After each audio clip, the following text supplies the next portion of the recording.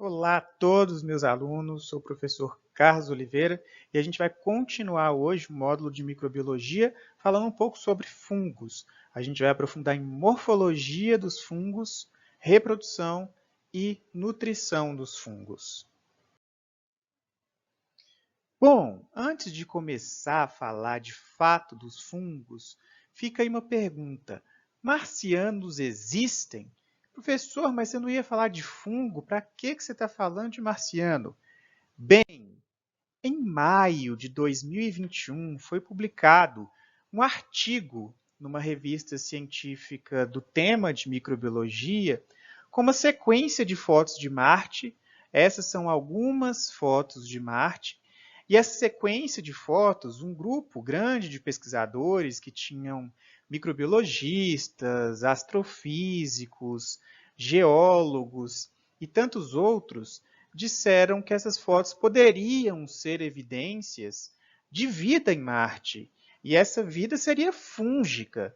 Então, um artigo super recente, de maio de 2021, apontando aí para a possibilidade de vida fúngica em Marte, sendo que essas estruturas pareceriam muito com os fungos que a gente tem aqui. E acompanhando essas fotos sequenciais, essas estruturas aumentavam e depois diminuíam de tamanho. Então, será que nossos primeiros marcianos são fungos? Será que a gente chegou nesse nível? Bom, eu sinto dizer para vocês que a maior parte das evidências faz que a gente creia que isso seja fake news. Não que não existam essas estruturas, elas realmente estão lá e o artigo realmente foi publicado.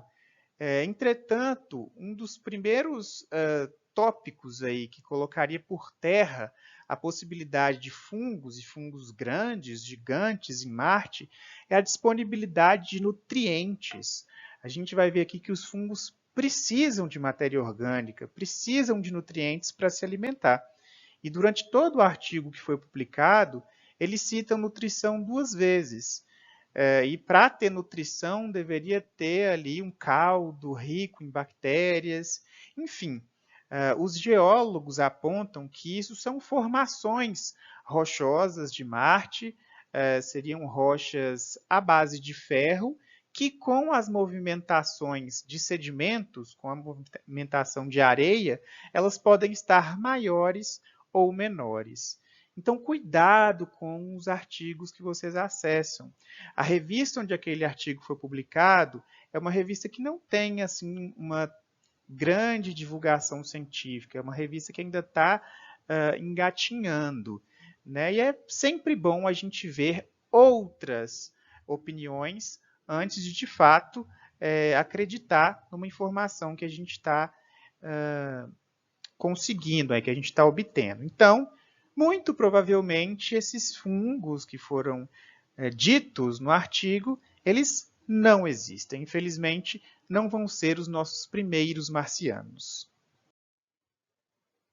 Bom, mas existe vida fora da Terra, né, professor? Já que você começou a falar disso, olha, já que a gente está falando de fungos, nós temos ali uma estação espacial, onde alguns cientistas, alguns astronautas vão e voltam para consertar satélites.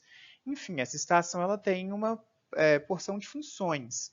E já foi encontrada na estação espacial, tanto no interior da estação quanto fora da estação, alguns fungos, como o fungo do gênero Penicillium, que é um dos fungos mais comuns de serem encontrados na Terra.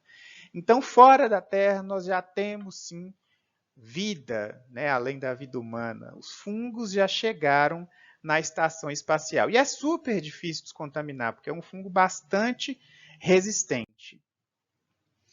E a NASA, ela afirma que em expedições que levou equipamentos para Marte, é possível que tenha havido contaminação de Marte com formas de vida. Por mais que a NASA tenha muitos protocolos de descontaminação das naves, alguns fungos e algumas bactérias são muito resistentes. Então, a NASA admite que já pode ter havido contaminação com vida no solo de Marte. Se essa vida está viável ou não, a gente não sabe. Mas é fato que algumas missões recentes tentam procurar origem ou algum resquício de vida em Marte, né? Seja vida ainda em andamento ou vida anterior. Eles vão buscar por DNA e aí vão ter que se achar, comparar para ver se é um DNA terrestre, de fato houve contaminação, ou é um DNA extraterrestre e Marte tem vida ou já teve vida num passado anterior. Bom, antes de mais nada, se for encontrado vida fora do planeta, em Marte ou em algum outro planeta, bem provavelmente vai ser vida microbiana e não vida inteligente de fato. Isso é só para fazer uma introdução sobre os micro-organismos e atualizar sobre o que está acontecendo por agora. Bom, então vamos de fato entrar em um dos primeiros tópicos da nossa aula, que é a morfologia dos fungos. Quando nós estudamos bactérias, nós vimos que as bactérias têm morfologias diferentes entre si. A morfologia das bactérias diz alguma coisa, mas não diz tanto quando a gente compara com a morfologia de fungos. Os fungos eles têm uma variedade muito maior de morfologia. E muitas vezes a gente consegue chegar a nível de gênero ou até mesmo a nível de espécie só através da morfologia, só através da observação das estruturas fúngicas. Isso faz com que a morfologia dos fungos seja um campo muito importante e muito interessante para a ciência. Vários novos fungos são descobertos devido à morfologia. Daí a importância da morfologia dos fungos. Uma pequena revisão da última aula, nós vimos que nós temos dois grandes grupos de fungos. O primeiro grupo é o grupo dos leveduriformes, ou as conhecidas leveduras. Normalmente são células arredondadas, né, são estruturas unicelulares, e as leveduras, elas têm menores variações morfológicas. Mas quando nós vamos para o outro grupo, que são os fungos filariformes, os fungos formados pelas hifas, esses sim têm grandes variações morfológicas e nesses fungos, sim, a gente pode chegar até a nível de gênero ou até espécie, dependendo do fungo, só observando algumas das suas estruturas. Como os fungos leveduriformes, eles são mais simples, eu vou mostrá-los primeiro aqui na aula. Normalmente são unicelulares, então nós vamos observar células esferoidais ou células ovais. Então, normalmente as leveduras são organismos unicelulares com esse formato de célula ou esferoidal ou oval. O que pode acontecer é que algumas leveduras elas podem formar pseudohifas. Há um tubo germinativo e essas células elas não se separam, elas ficam mais alongadas, formando estruturas similares a hifas, que a gente chama de pseudohifas. Para quem já tem uma experiência com fungo, é bem fácil diferenciar uma hifa verdadeira de uma pseudo-hifa, de uma falsa hifa. Né? Mas aqui é só para lembrar que essas pseudo-hifas são formadas por fungos leveduriformes. Quando a gente fala das leveduras, e quando a gente vai tentar isolar essas leveduras no laboratório, as colônias também não são tão características assim.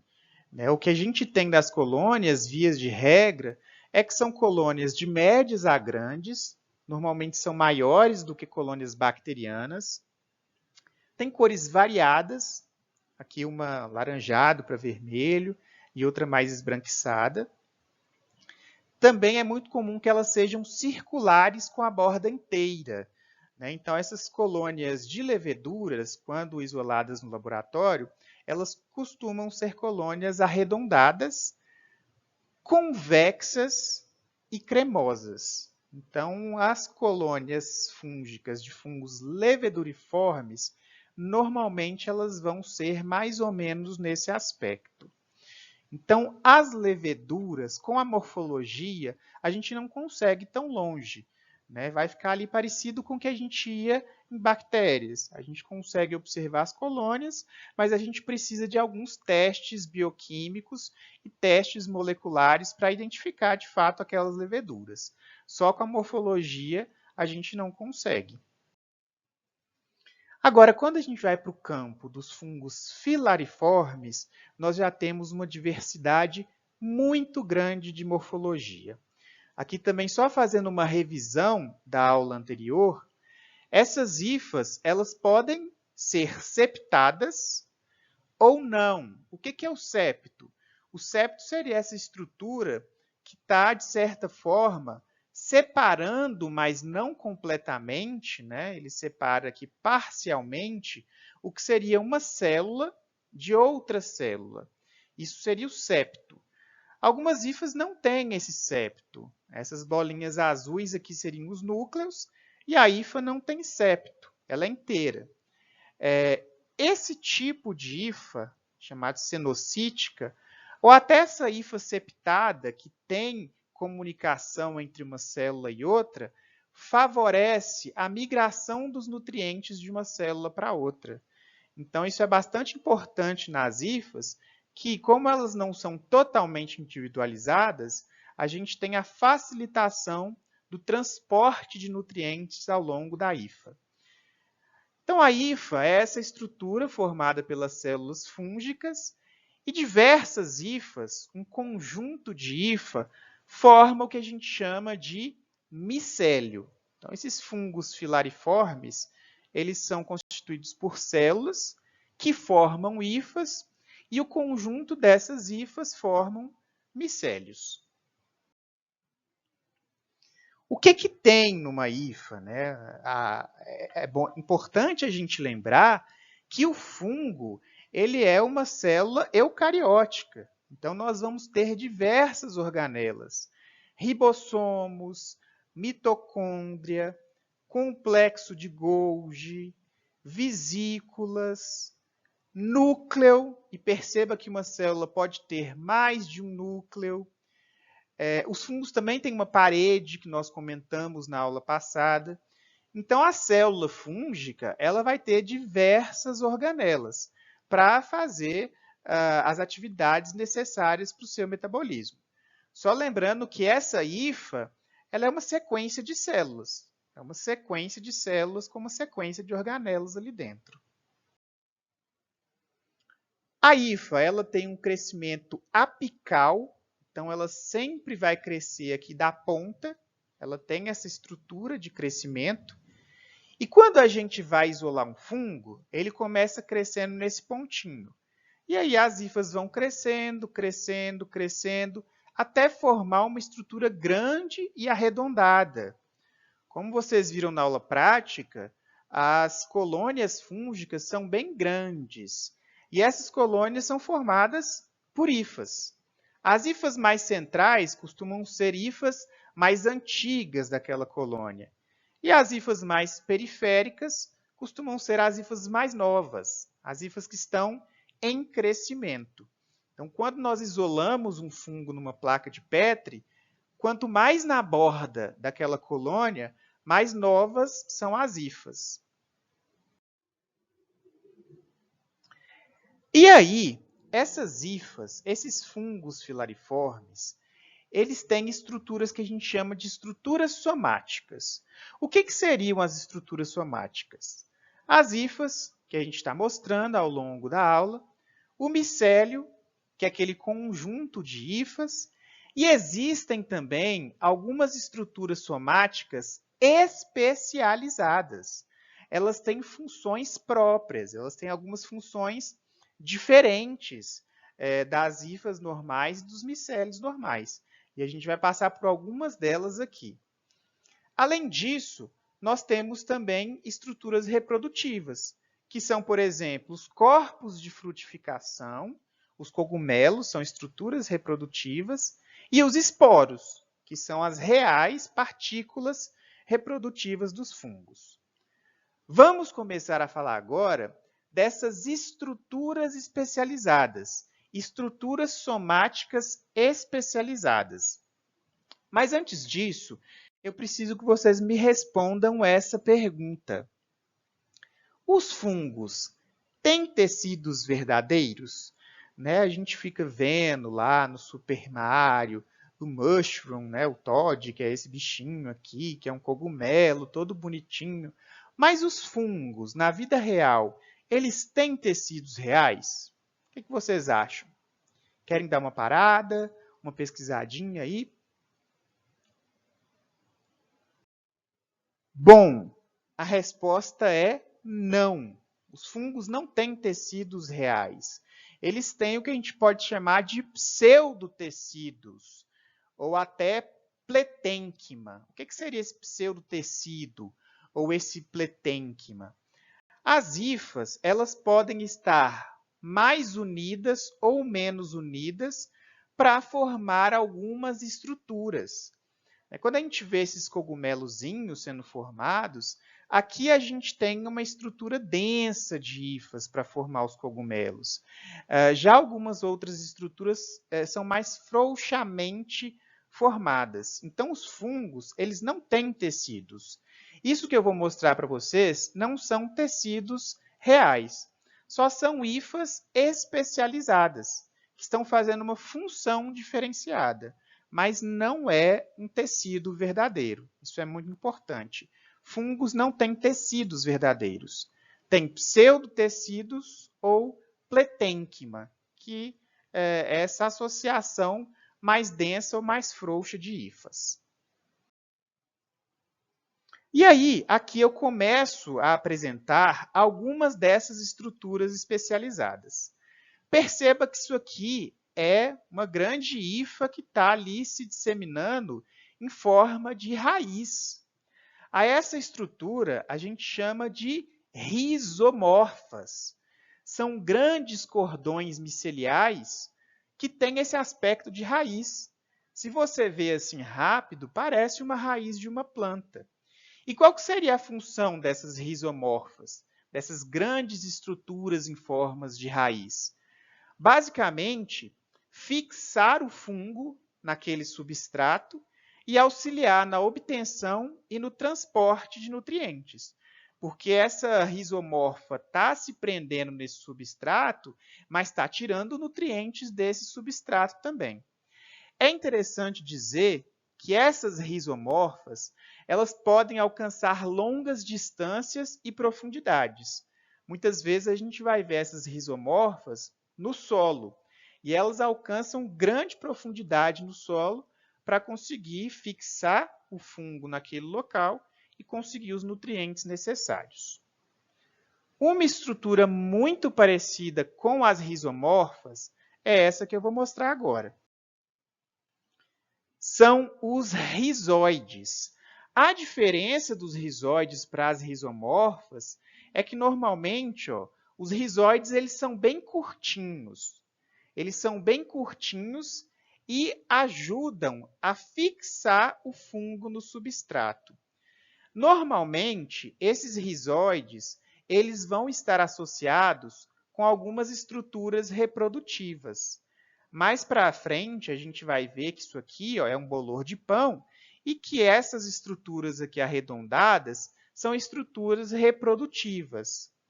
Próximas a essas estruturas reprodutivas, nós temos os rizóides, que vão ali, principalmente, fixar esse fungo no substrato. São como se fossem pequenas raízes, diferente das rizomorfas, que são grandes estruturas. Uma terceira estrutura que eu quero apresentar para vocês é o estolão. O estolão é essa hifa aqui, que normalmente ela tem a função de unir grupos diferentes de estruturas reprodutivas. Então, essa estrutura reprodutiva aqui do bolor do pão, ela chama esporangióforo. Então, nós estamos vendo vários esporangióforos aqui, Nós temos aqui o rizóide fixando esse esporangióforo e unindo um grupo de esporangióforos a outro grupo de esporangióforos, eu tenho o estolão, que nada mais é que uma hifa ligando esse grupo de estruturas reprodutivas a esse outro grupo. Tá? Então, estolão também é uma estrutura especializada dos fungos. Essa estrutura já é uma estrutura muito presente em fungos patogênicos, no caso aqui, fitopatógenos, que são fungos que vão causar doenças em plantas. O que a gente tem? Um esporo germinativo de um fungo, ele veio aqui para a folha de uma planta. Ele começa a germinar, tem um tubo germinativo, e uma das primeiras estruturas que se formam é o apressório. O que é o apressório? Ele é uma estrutura de fixação daquele fungo no tecido da planta. Se o fungo quiser sobreviver, ele vai ter que se alimentar daquela planta. Se ele quer se alimentar daquela planta, a primeira coisa que ele tem que fazer é se fixar naquela planta. Então, o apressório, ele acaba sendo essa estrutura que permite a fixação do fungo naquela planta que vai ser infectada. Aqui nós temos fotomicrografias em A, esse A é o apressório, é a estrutura responsável pela fixação. Como que ela fixa? Ela começa a colocar projeções para dentro da planta. Ela começa a se projetar no interior dos tecidos da planta para se fixar naquela planta. Então, são pequenos dedinhos, pequenas projeções que fazem com que o apressório se fixe na planta. Muito comum em fitopatógenos, né, que são esses patógenos, esses fungos que são patógenos de plantas. Aí, gente, do apressório, que é essa primeira estrutura, algumas outras projeções são lançadas para dentro das células. Essas projeções que são lançadas no interior das células, que são as hifas que vão de fato se alimentar das células, são chamadas de austório.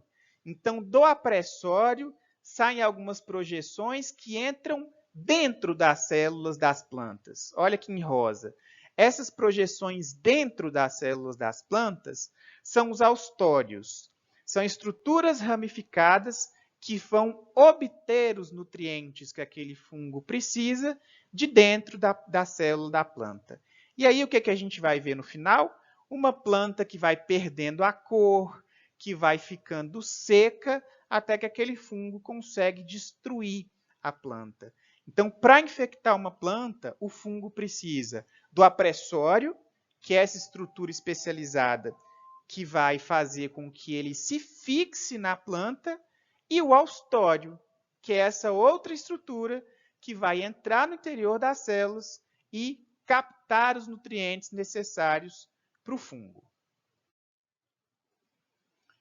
Uma última estrutura especializada que eu gostaria de mostrar para vocês, que também é muito comum em fungos, que são patógenos de plantas, são essas estruturas parecendo pequenos carocinhos, pequenos feijõezinhos.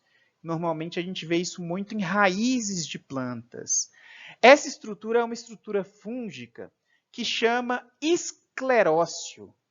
O esclerócio é uma massa dura mesmo, compacta, de hifas formando micélios, né, na verdade. Então, é uma massa compacta de micélio, ela é endurecida, se você colocar isso no dente faz até croque, que contém reserva de nutriente.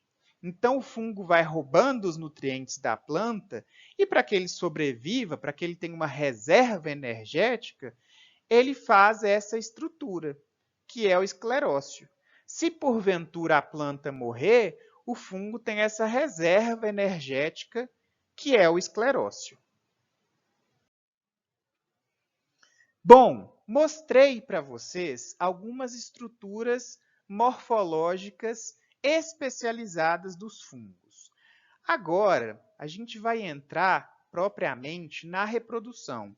Nós já comentamos um pouco sobre reprodução na primeira aula, agora a gente vai aprofundar um pouco na reprodução.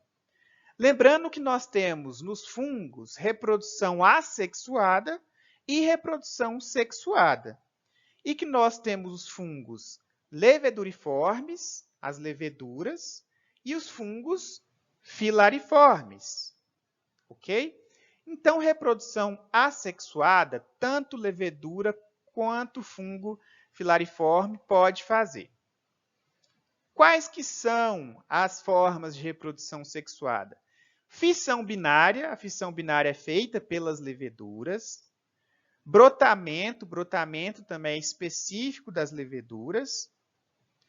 Fragmentação de hifas, que já são dos fungos filariformes. E esporos assexuados, também muito comuns nos fungos filariformes. Já a reprodução sexuada também pode ser feita tanto pelos fungos filariformes quanto pelas leveduras.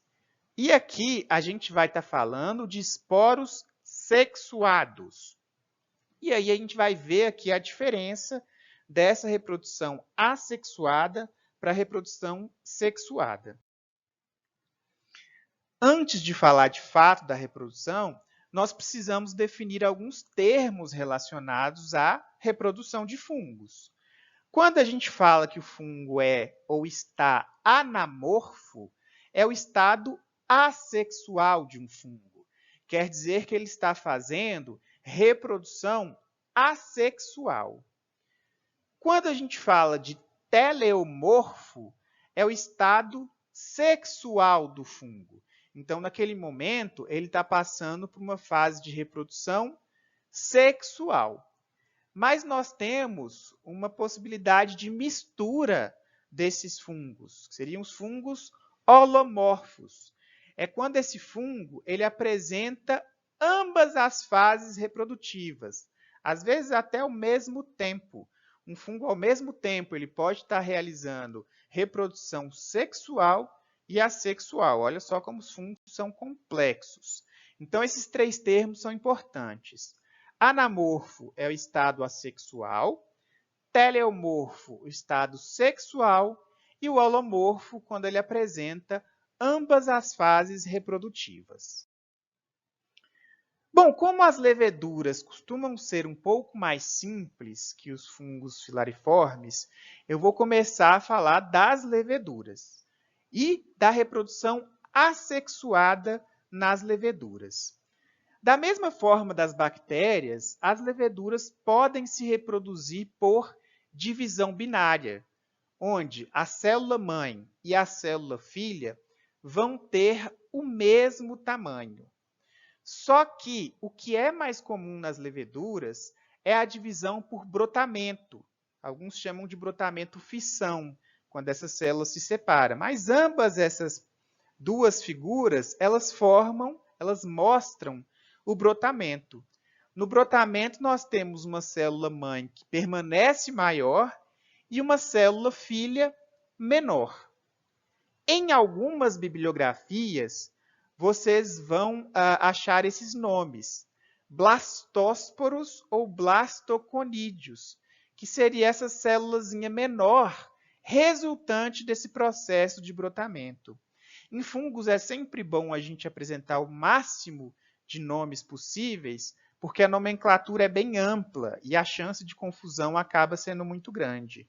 Então, quando você observar blastósporo ou blastoconídeo, quer dizer dessa célulazinha aqui oriunda do processo de brotamento das leveduras, que é, por sua vez, um processo de reprodução assexuada dessas leveduras. Agora, as leveduras podem fazer reprodução sexuada? Sim.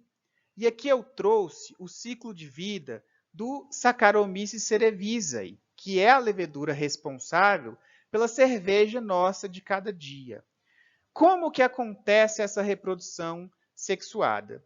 Normalmente as células são individualizadas e elas possuem um núcleo haploide, um núcleo N, com uma cópia só de cada cromossomo. E aí, o que vai acontecer na reprodução sexuada?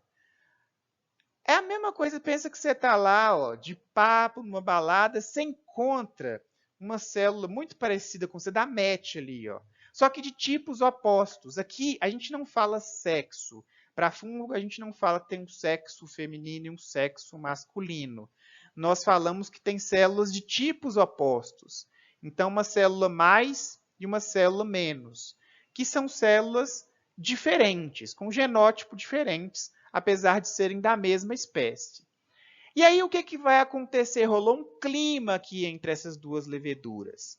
Papo vai, papo vem, nós vamos para a etapa da plasmogamia. O que seria essa plasmogamia? Olha só, as células se unem, as células se juntam. Eram duas células, se torna uma célula só com dois núcleos. Então, na primeira etapa, nós temos isso. Deu match, essas células opostas gostaram uma da outra e elas vão se unir, formando uma célula com dois núcleos. A esse processo, a gente dá o nome de plasmogamia. E aí, depois da plasmogamia, nós vamos ter a cariogamia. Então, até então, nós tínhamos uma célula com dois núcleos.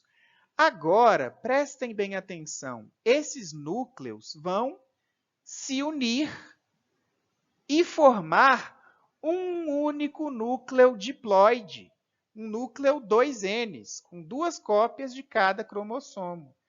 Então, nessa etapa da cariogamia, nós temos a fusão dos núcleos, gerando uma célula diploide. Aqui nós temos já uma célula diploide. Já aconteceu essa fusão dos núcleos. E continua esse processo? Continua. As leveduras, as Saccharomyces, se tiver nutriente, essa célula diploide, que é uma célula 2N, ela pode continuar se dividindo por brotamento, que é a forma assexual divisão. Só que ao invés de gerar uma célula N, ela vai gerar uma outra célula 2N. Repare comigo aqui na animação.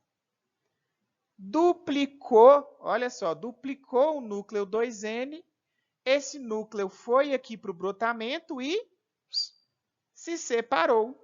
Então, agora nós temos uma célula mãe 2N e uma célula filha 2N também.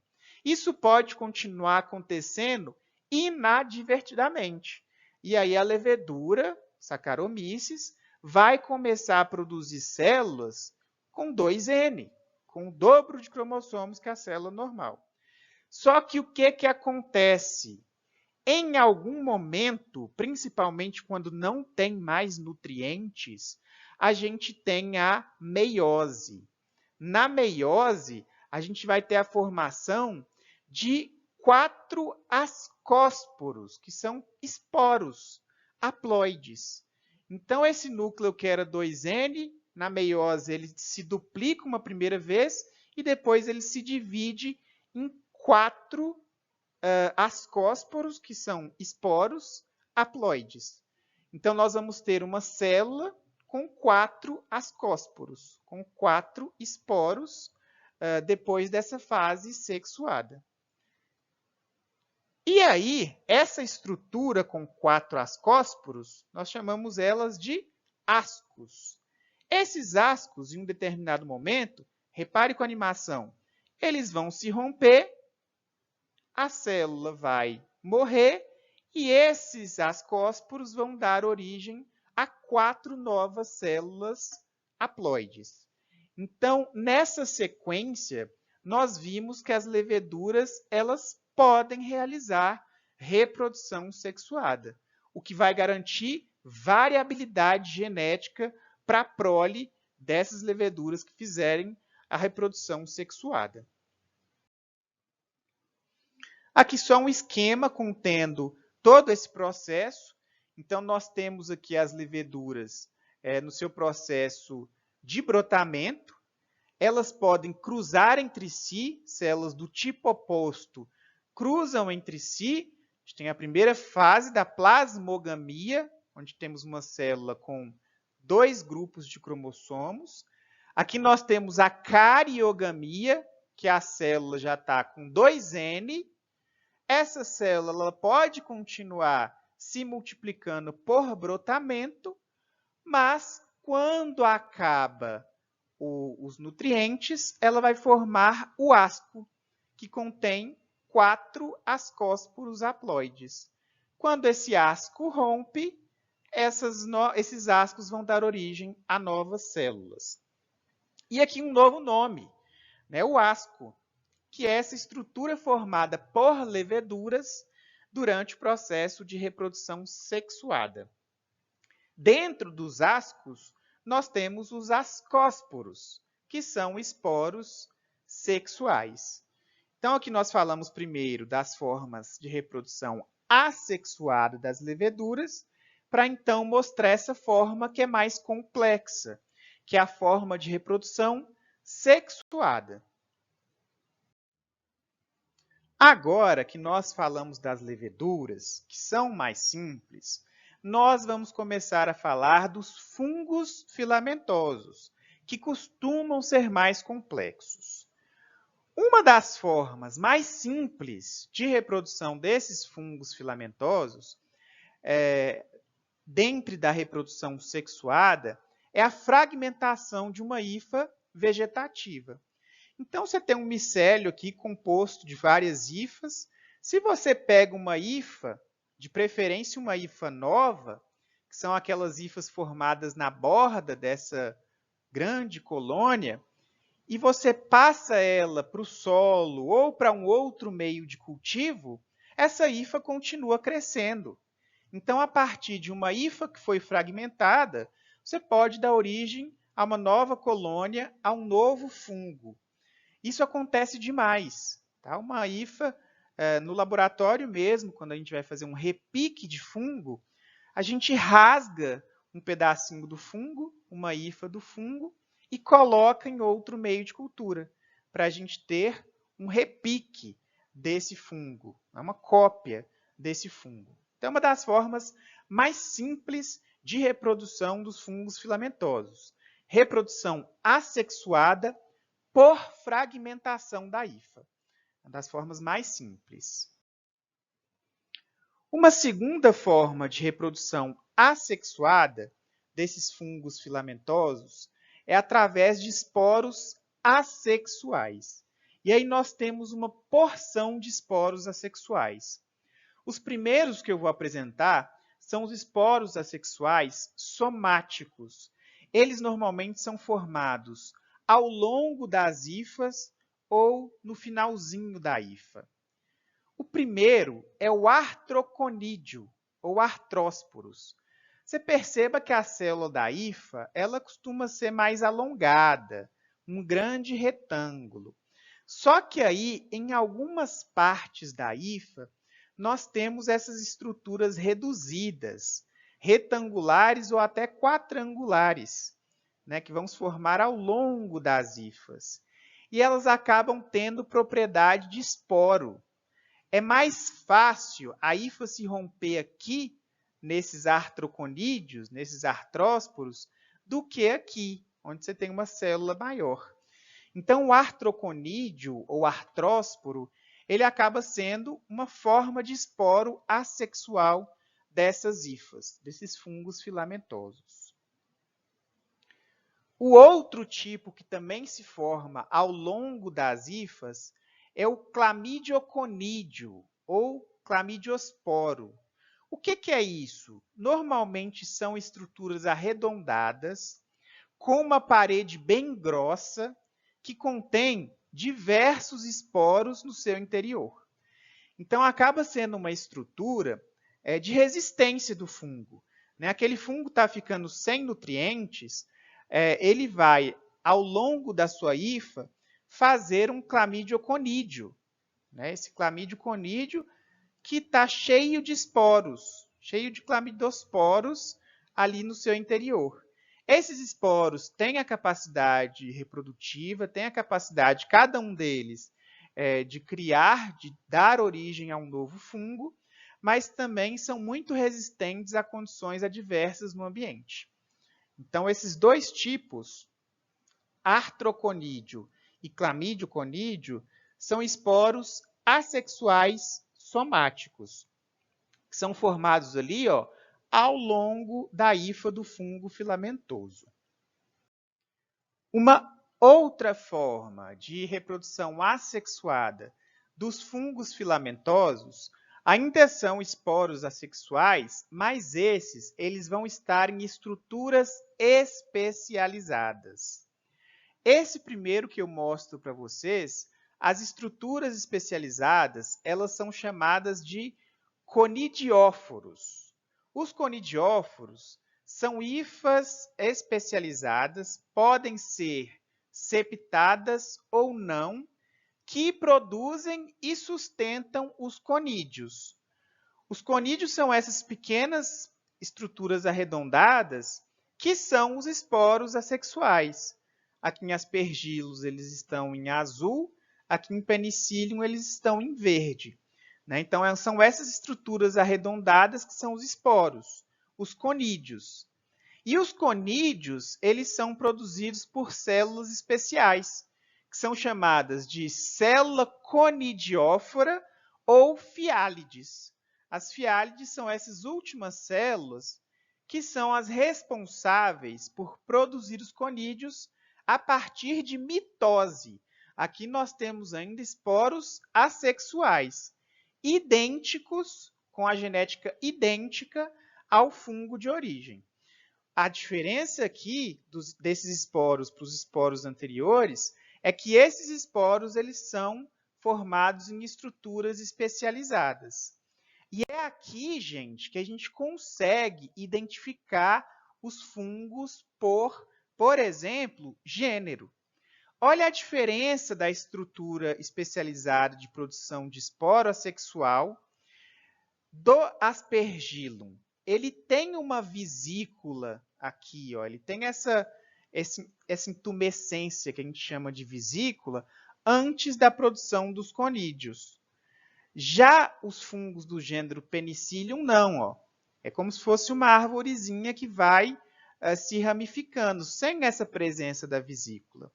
Aqui eu só trouxe para vocês os dois exemplos mais comuns de conidióforos, mas nós temos na natureza muitos outros diferentes exemplos. E a partir da observação desses conidióforos, muitas vezes nós chegamos ao nível de pelo menos, gênero do fungo. Ok? Olha aqui um outro exemplo de esporo assexual que é produzido em estrutura especializada. Nesse caso, a estrutura especializada é o esporangióforo. O esporangióforo é essa estruturazinha aqui, ó, que vai sustentar o esporângio. Nós já falamos dos esporângios, dos esporangioforos, no começo da aula, para falar que eles normalmente estavam associados aos rizóides, que são estruturas somáticas também especializadas, né? Agora, aqui nós temos os esporangióforos, que são as estruturas que sustentam os esporângios, que, por sua vez, são as estruturas onde são produzidos os esporangiosporos. Internamente, ou algumas vezes até externamente, aqui na borda externa, mas na maioria das vezes internamente, os esporos são produzidos no interior dos esporângios e são chamados de esporangiosporos. Essa estrutura ela vai acontecer em fungos do grupo Zygomicota. Então, se eu falar que um fungo tem esporângios ou esporangióforos, vocês já sabem que ele é do grupo Zygomicota. Então, é por isso que essas estruturas reprodutivas, morfológicas são tão importantes para a caracterização dos fungos. Olha aqui alguns exemplos de esporangióforos. Esse fungo que chama mucor, ele tem esse esporângio bem pretinho, né, bem liso. E aqui nós temos o Rhizopus, que é um outro fungo também que vai formar essa estrutura. Ó. Esporangióforo, que é o cabinho, e esporângio, que é a parte redonda. Lá dentro nós vamos ter os esporos, ou esporangiosporos. Ok? Agora, os fungos filamentosos, eles também têm reprodução sexuada. E os esporos sexuais, eles vão estar também em estruturas especializadas. O que é essencial quando a gente fala de reprodução sexuada? O que a gente falou ali para as leveduras também. Primeiro, vai ter que ter uma plasmogamia. O que é a plasmogamia? Fusão de células, aí vão ser células de hifas, porque a gente está falando de fungos filamentosos, de linhagens opostas. Então, uma célula mais, uma célula menos. Uma fusão de células com material genético diferente. Depois, nós temos que ter a cariogamia. A cariogamia é quando, de fato, os núcleos vão fundir. Os núcleos dessas células de linhagem oposta vão fundir. E aí, em algum momento, a gente vai ter a meiose, e na meiose a gente gera esporos com variabilidade genética. Se está confuso com esses nomes, volta lá na reprodução sexual das leveduras, que nós falamos dessas 3 etapas. Aqui eu vou mostrar alguns exemplos de como que vai acontecer essa reprodução sexuada nos fungos filamentosos. Então, aqui primeiro, nós estamos vendo os fungos do grupo Zygomicetos. São aqueles fungos que formam os esporangiosporos, os esporângios, que a gente acabou de falar, que forma essa estrutura arredondada. Então, aqui, ele está feliz, ele está fazendo o seu ciclo de reprodução assexuada. Formou ali o esporangióforo, o esporângio, e aqui, ó, os esporangiosporos estão sendo liberados para dar origem a uma nova hifa. Só que esse fungo, essa hifa, ela pode encontrar uma hifa oposta, uma hifa complementar. Quando a gente encontra essa hifa complementar, o que vai acontecer? Plasmogamia, que é o que, professor? Fusão destas 2 células, da célula mais com a célula menos. E aí, ó, a gente vai ter a formação do que a gente chama de zigosporo.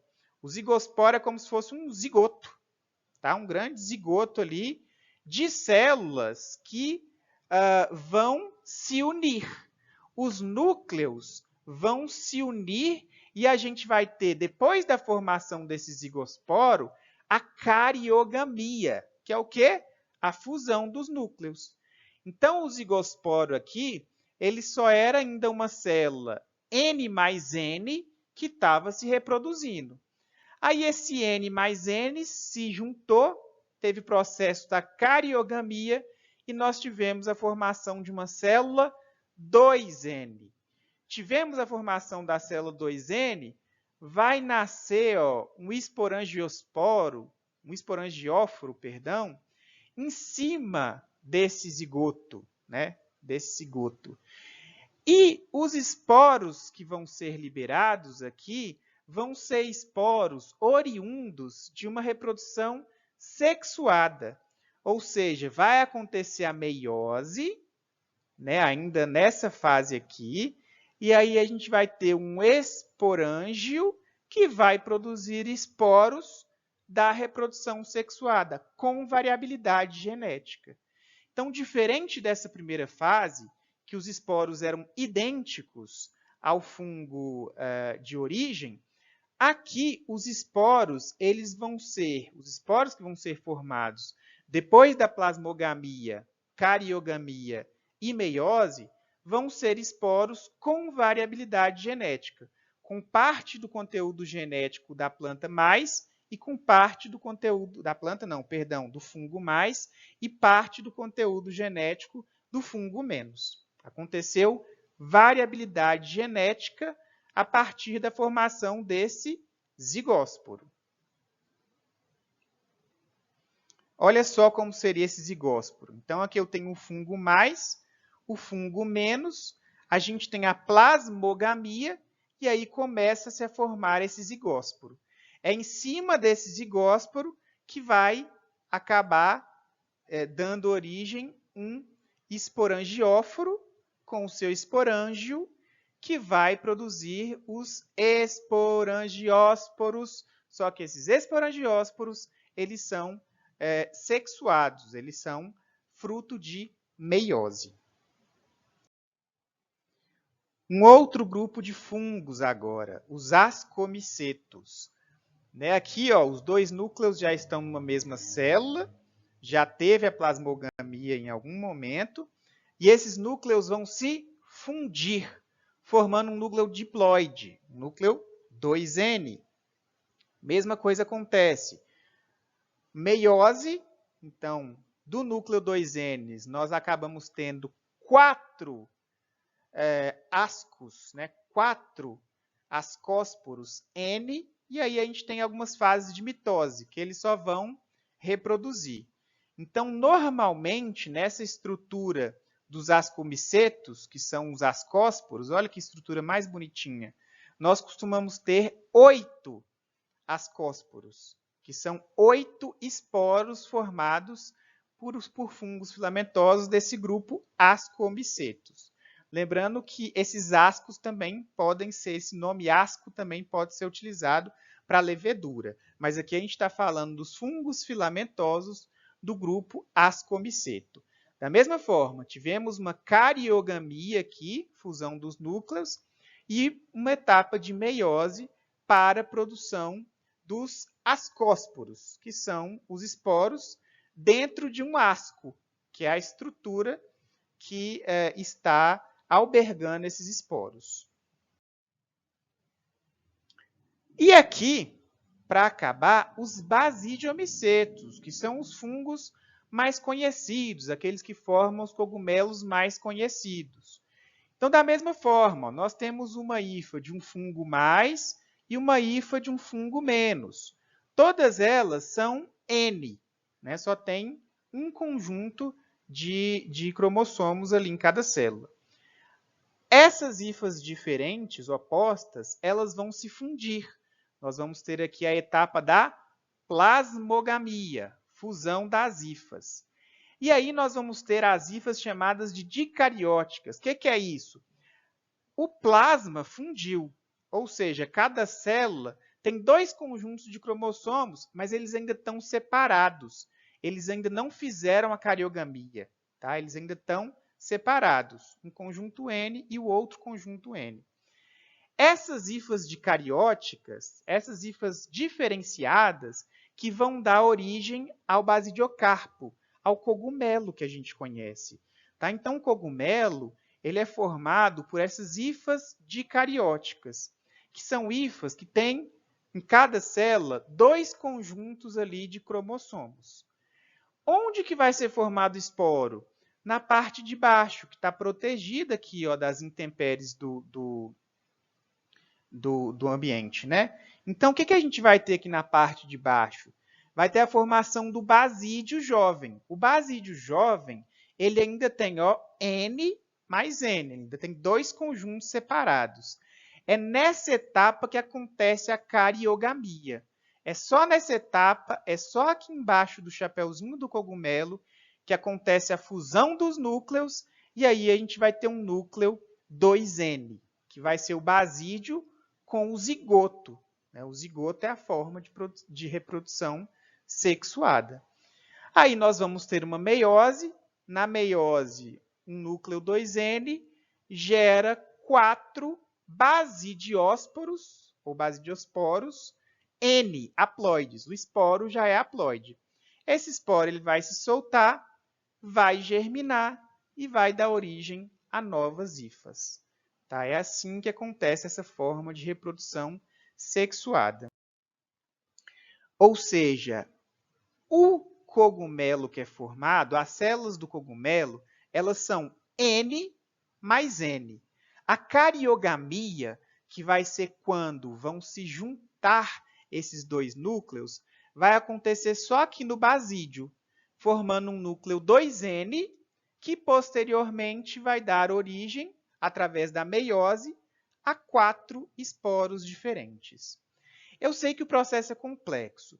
Dá uma paradinha aqui e vai no link que está colocado abaixo, que é um vídeo sobre esse processo de reprodução dos basidiomicetos, essa reprodução sexuada dos basidiomicetos, para que vocês fiquem com esse processo mais fresco na cabeça. Bom, então nós entramos no último tópico da nossa aula de hoje, que é a nutrição de fungos. A nutrição de fungos é bem parecida com a nutrição de animais, por exemplo. Eles são heterotróficos. Só que, diferente dos animais, eles vão fazer a digestão externa do substrato. Então, eles estão fixados num substrato e vão fazer a digestão externa daquele substrato. Daí, então, eles vão absorver os nutrientes. Vamos ver como é que isso funciona na prática? Só antes de mostrar o processo digestivo, a gente tem que lembrar que esses fungos eles podem utilizar substratos mortos, e aí são considerados fungos sapróbios ou decompositores.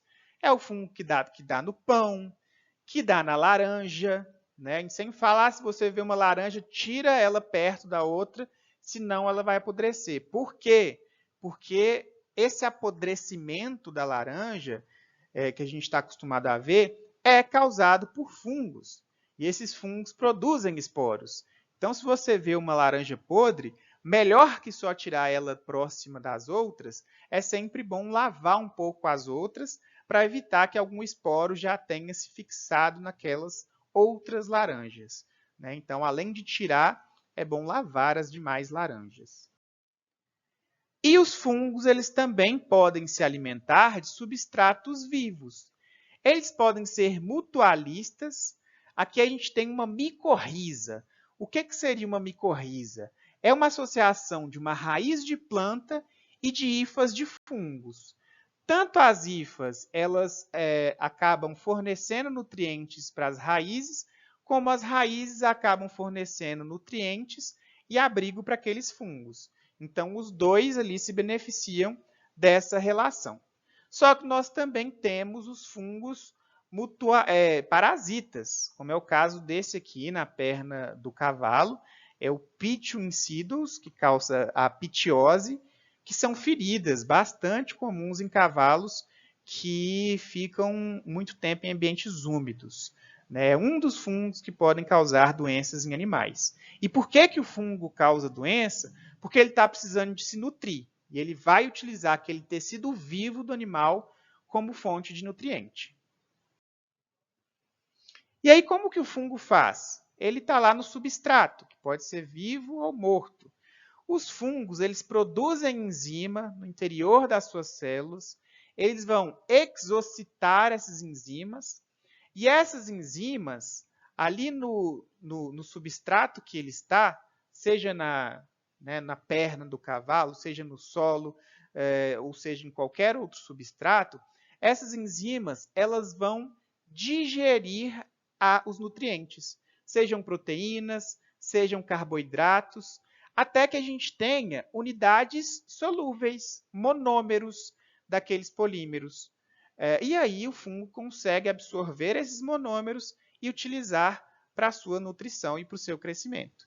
Então, a digestão é externa. Ele joga as enzimas fora, essas enzimas vão destruir as moléculas grandes, dando origem a moléculas pequenas, que são absorvidas e utilizadas pelos fungos. Só mais uma nova figura para ilustrar.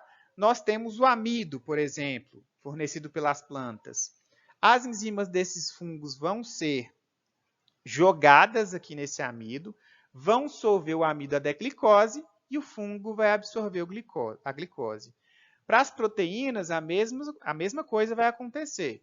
Algumas enzimas proteolíticas vão ser jogadas aqui, até que essas proteínas sejam digeridas a aminoácidos, e os aminoácidos são utilizados pelos fungos filamentosos. É assim que acontece a nutrição desses fungos. Nós temos, obviamente, algumas condições ideais de crescimento. Quais nutrientes os fungos precisam? Principalmente uma fonte de proteína e uma fonte de carboidrato. Mas, assim como as bactérias, alguns minerais são essenciais. E, diferente das bactérias, os fungos precisam de algumas vitaminas, como a riboflavina, tiamina e biotina. A maioria dos fungos são aeróbios, ou seja, utilizam o oxigênio, mas nós temos alguns fungos anaeróbios que vivem aí no rumen de alguns animais herbívoros, de alguns ruminantes, e auxiliam no processo digestivo. Os fungos preferem um pH mais ácido, entre 4 e 6, o que não impede que eles cresçam também em pHs básicos. Umidade alta é extremamente importante para os fungos precisam de uma umidade mais elevada, tanto que a nossa casa, quando dá fungo em local muito úmido, né, local que tem infiltração.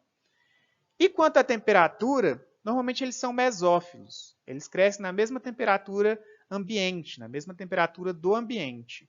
Alguns são psicrotróficos, ou seja, preferem temperaturas um pouco menores. Mas, via de regra, são mesófilos e crescem muito bem na temperatura de 15 a 20 graus Celsius. Meus queridos, era isso que eu tinha para passar para vocês hoje. Agradeço muito a compreensão e a colaboração. E nós nos vemos na próxima aula, onde a gente vai falar de micotoxina. Tá? Não é porque tem fungo que ele está até te ajudando a digerir os nutrientes que você pode comer aquele alimento fungado. Os fungos podem causar micotoxina e na próxima aula nós vamos falar um pouco sobre as micotoxinas. Grande abraço e até a próxima.